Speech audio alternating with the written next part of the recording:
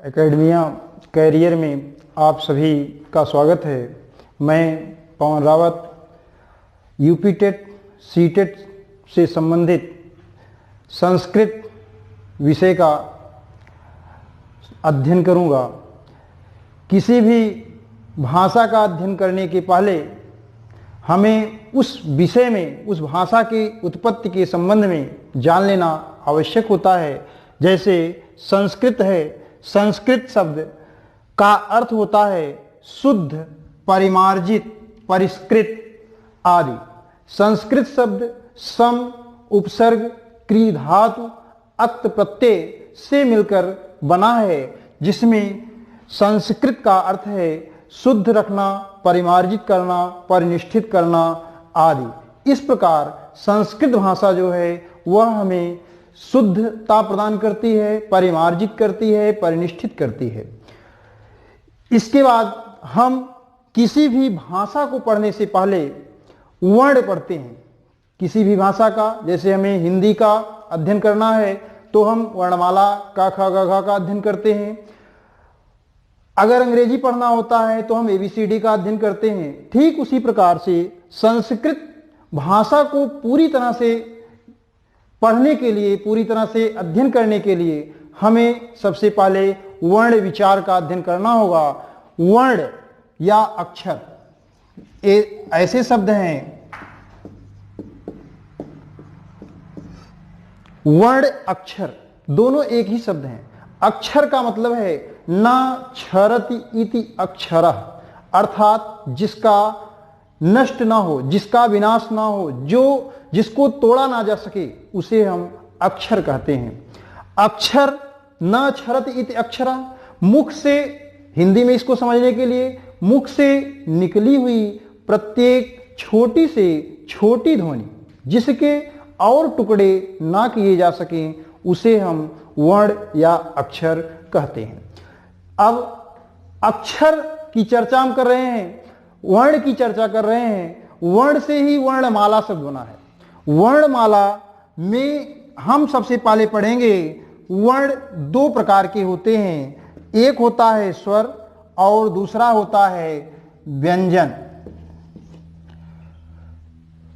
स्वर और व्यंजन दो होते हैं। वर्ण जो है ये दो प्रकार के होते हैं, स्वर और व्यंजन। स्वर किसे कहते हैं, व्यंजन किसे कहते हैं, इसको जानेंगे हम। स्वर क्या है, सबसे पहले हम जानेंगे स्वयं राजन्ते इति स्वरः। स्वयं राजन्ते यह शब्द है संस्कृत का, स्वयं राजन्ते इति स्वरः। इसका मतलब है जो स्वयं राजन्ते, स्वयं सुशोभित होते हैं, जो स्वतंत्र होते हैं, जिनके उच्चारण के लिए हमें किसी वर्ण की आवश्यकता नहीं पड़ती है, जिनका उच्चारण करते समय हमें किसी और वर्णों की और अक्षरों की मदद की आवश्यकता नहीं पड़ती है, वह शब्द स्वर कहलाते हैं। संस्कृत में संस्कृत वर्णमाला माहेश्वर सूत्रों से बनी है। 14 माहेश्वर सूत्र हैं, जिसमें आ युंगड़ ए ओ ए च रिल री का ए ओ च। आ, फिर से एक बार, आ ई ऊड़ रिल री का ए ओंग्या ए ओ च। ये 4 सूत्र जो होते हैं ये स्वर बताते हैं। इसलिए संस्कृत में हम स्वरों को अच कहते हैं। अच का मतलब है, अच प्रत्याहार के अंतर्गत स्वर ही परिगणित होते हैं, गिने जाते हैं। आ से लेकर चा तक के अक्षर जो होते हैं वे स्वर कहलाते हैं। इसलिए संस्कृत भाषा में स्वरों को हम अच कहते हैं।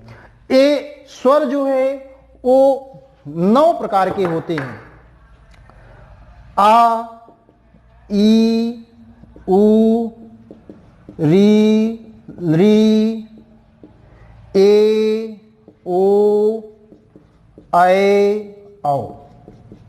आप देख रहे होंगे कि 9 प्रकार के स्वर हैं।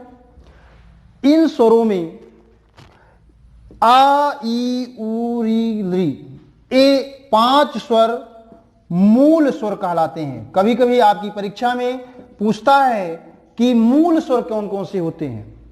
मूल स्वर का मतलब आप जानते हैं कि मुख्य स्वर। ये 5 स्वर जो हैं ये संस्कृत में मूल स्वर कहलाते हैं, और 4 स्वर जो होते हैं ये जो है संयुक्त स्वर कहलाते हैं। संयुक्त स्वर, संयुक्त स्वर का मतलब 2 स्वरों से मिलकर बने होते हैं। आइए हम इसको डिफाइन करते हैं, इसको बताते हैं अलग अलग कि ये किन किन स्वरों से मिलकर बने हैं। जैसे हम चर्चा कर रहे हैं ए की, तो ए जो है वह बना है आ और ई से। आ और ई ये दोनों मूल स्वर हैं। आ भी मूल स्वर है, ई भी मूल स्वर है, और इन दोनों से मिलकर के अगला स्वर बनता है ए। इसीलिए इसको संयुक्त स्वर की श्रेणी में रखा गया है। आगे हम देखते हैं ओ, आ और उ। इसी तरह से ए, आ और ए, औ, आ और ओ। इस प्रकार से कुल स्वरों की संख्या होती है 9। आपसे पूछा जाए संस्कृत भाषा में, संस्कृत के प्रश्न पत्र में आपसे अगर पूछा जाता है कि स्वरों की कुल संख्या कितनी होती है, तो कुल संख्या स्वरों की कितनी आप बताएंगे? 9 स्वर होते हैं, जिसमें से 5 मूल स्वर होते हैं और 4 संयुक्त स्वर होते हैं।